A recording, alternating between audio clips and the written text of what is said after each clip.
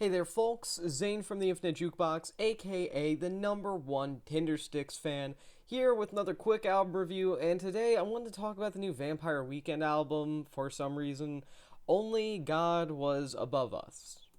Look, Vampire Weekend are a strange band to talk about because, on one hand, they managed to feel like one of the most important alternative bands of the entire century. I mean, truly, if you asked any given person to name a mainstream band that they would still consider, to a degree at least, alternative or indie, Vampire Weekend's probably one of the first bands that they will list as long as they are aware of the more slightly alternative side of popular music. And big quotations around alternative. Yet at the same time, I also kind of feel like they also are one of the lesser exports of the 2000s indie pop rock boom, and I feel like those things shouldn't be possible at the same time. I mean, this is a band that looks and sounds like they should have been left in their own time period in the way that other bands like the Dirty Projectors, the Antlers, and even arguably Arcade Fire were. Yet at the same time, whenever the Vampire Weekend name drops a new album with their name attached to it, it makes pretty massive waves. And I mean, hell, I think got some Grammy nominations under their belt, I'm pretty sure.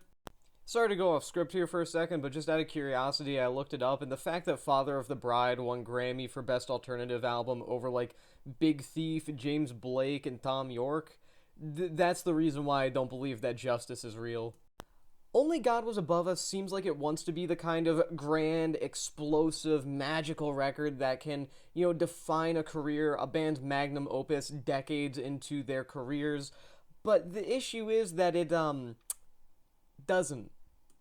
This is a record that, despite wanting to feel like something extremely important, comes across more like lightweight and generally dull indie pop in an era where there are countless bands that are doing it better right now, not to mention the bands of previous decades that have done sounds that either influenced or were influenced by Vampire Weekend and were executed to significantly, extremely even better extents. I just don't get it.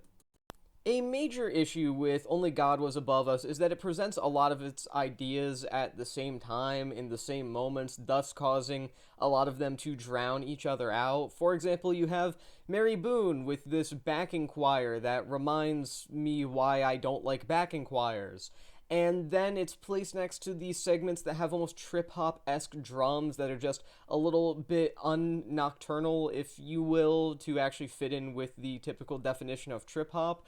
And those are conceptually fine ideas for a Vampire Weekend song. They're not going to make me really like it that much more or that much less. But placed next to each other, they just conflict too hard, and it makes for a mess of a song. I would even say that the album opening track, Ice Cream Piano, really does set the stage for a lot of the messiness or lack of cohesion that you get throughout this record, as it has this moment where it's just showing these twinkling pianos and then these really saccharine strings, and then at the same time you've got these semi-distorted guitars kind of buzzing in the background. It just feels like an absolute train wreck. Not necessarily a train wreck that's outright bad. This isn't Corey Feldman or anything like that. This is Vampire Weekend. They're competent musicians. It's a train wreck in the sense that it has no idea what it wants to be, so it tries to be everything at the same time. And instead of having the major emotional reaction they're looking for, it just leaves me kind of sitting there and picking apart each quality of it and kind of feeling like none of them go together, even in the slightest.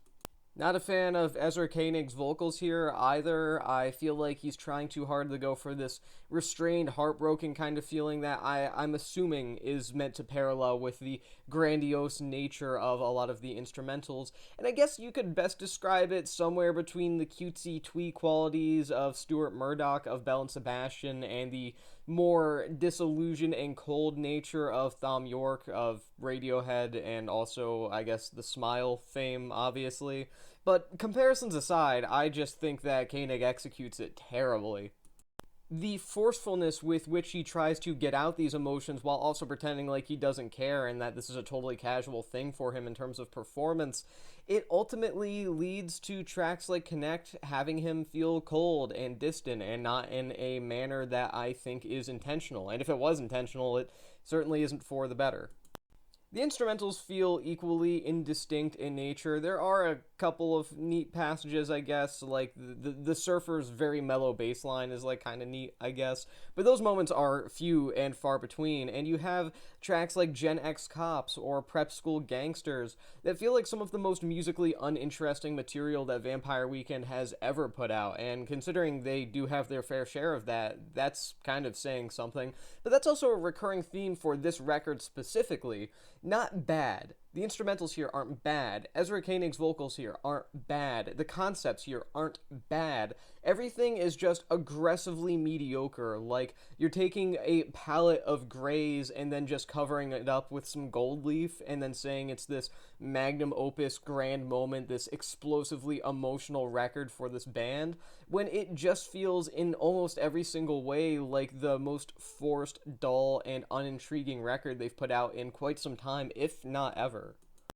Look, I think there's an argument to be made that Vampire Weekend's body of work kind of polarizing overall, especially in more recent years. That being said, I will say that there's no denying they have a fan base, and they are one of the iconic bands of an era of indie music that has since come to pass, and unlike most of their peers, they've managed to translate themselves to the modern day, and I have nothing but respect for that specifically. But I don't know. This record's just not it at all. It's not a bad record. It's just a slightly try-hard record, for lack of a better descriptor. I just kind of can't help but feel that between the over-the-top sentimentality of the album mixed with the clunkiness of a lot of the instrumentation that's trying to pose itself as something incredibly complex and almost classically influenced, it just kind of feels like this record's a really boring and mind-numbing conversation with a particularly pretentious Ivy League philosophy student more than it does anything that's actually emotionally impactful. It's like talking about existentialism with the worst guy you know. I'm going to give this record 2.5 stars out of 5 because really, I don't hate it that much. I know this review made it seem like I hated it, but it's just 2.5 stars out of 5. Yeah. And with that being said, that is the end of this quick album review. I've been Zane from the Infinite Jukebox. Thanks for watching, and I will see you in the next one.